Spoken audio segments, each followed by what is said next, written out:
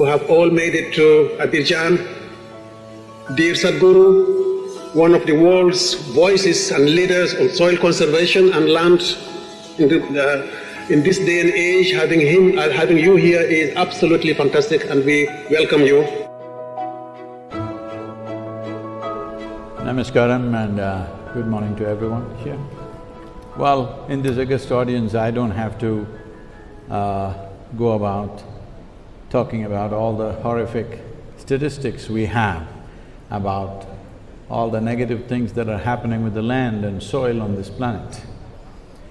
But as a solution, I see definitely there are many nuances to the solution and there are very important aspects which are not small in number or complexity.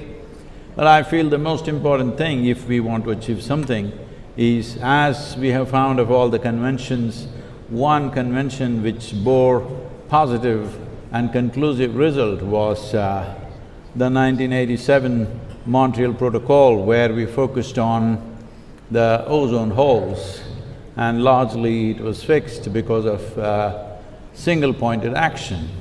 I think a time has come where that kind of action is needed for soil.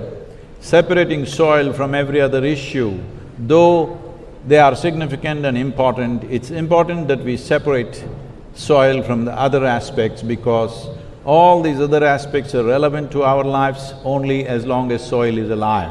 What is it that we can do?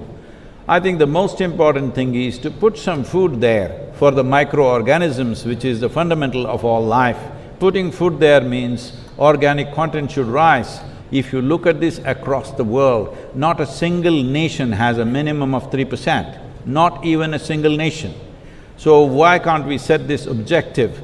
All other issues are there, we can continue to attend to those things, but the most important thing is we as a generation of people keep the soil alive for future generations. Setting up 3% as a minimum average for every nation and setting up an incentive process for the farmers to get there, making the incentives attractive enough that farmers will aspire to be there. And once they get there, the industry and business to facilitate carbon credit systems for the farmers is a second line of incentive. The third level of incentive is, instead of just labeling food products as just organic, as if the other foods are inorganic, it is not. And it's extremely difficult, and it takes a whole lab process to measure the amount of fertilizer and pesticide in a given product, either a fruit or a vegetable.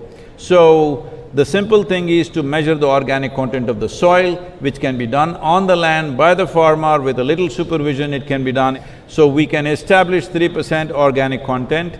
Those who have reached 3% organic content, these products, these agricultural products of fruit and vegetable and grain should find a different shelf in the marketplace.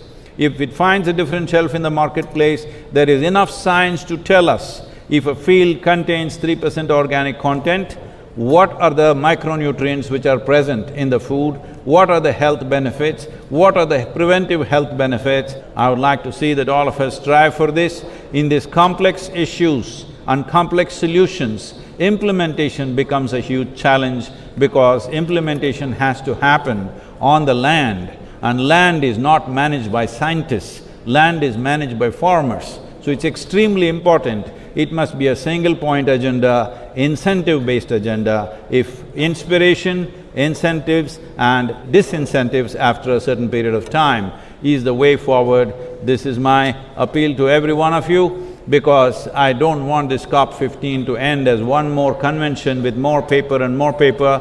This must end with concrete action, and action in such a way that it's implementable. It is implementable, and we will see a distinct change in the coming few years. Thank you very much for having me here.